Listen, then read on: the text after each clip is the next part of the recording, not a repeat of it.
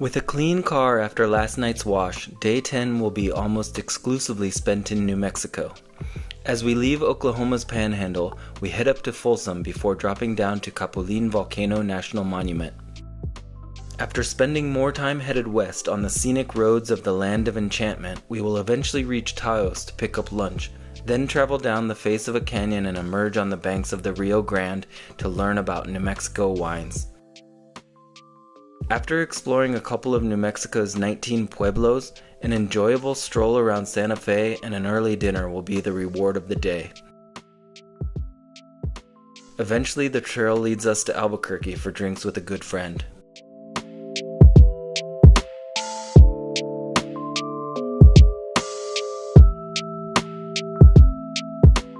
As our days reach double digits, it starts to feel like we are headed home, even though two large states stand between us and California.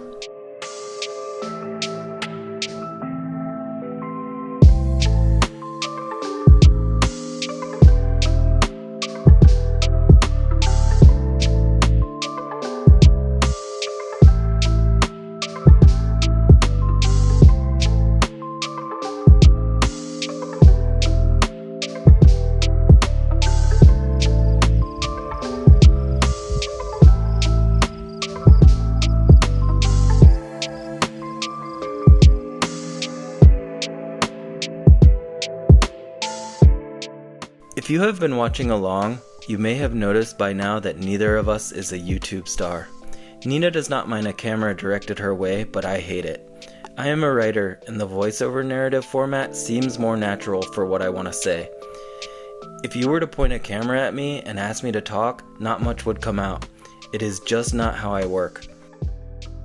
Even if we watch a film together and you ask me what I think as the credits roll, I will kindly ask you to mind your own business as I continue to internalize what I just saw. I feel the same way about travel.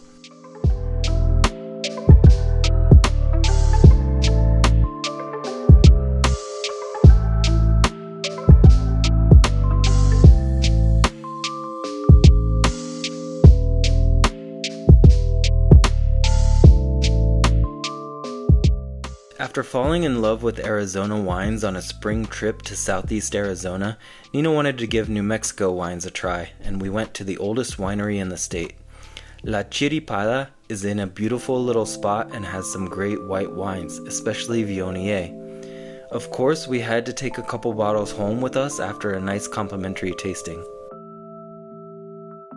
After the winery, the road takes us through a couple of the state's pueblos, which are sovereign indigenous nations.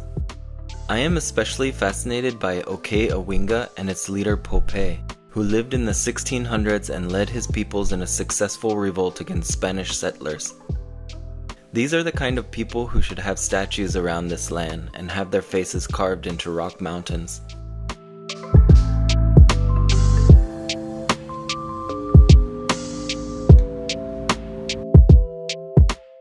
Santa Fe is cute and fun, sort of like a Disneyland of Southwest cultures. People make of it what they want. But you can always find good food here, and if you like spicy hatch chiles and New Mexican food, you will always leave Santa Fe in a good mood.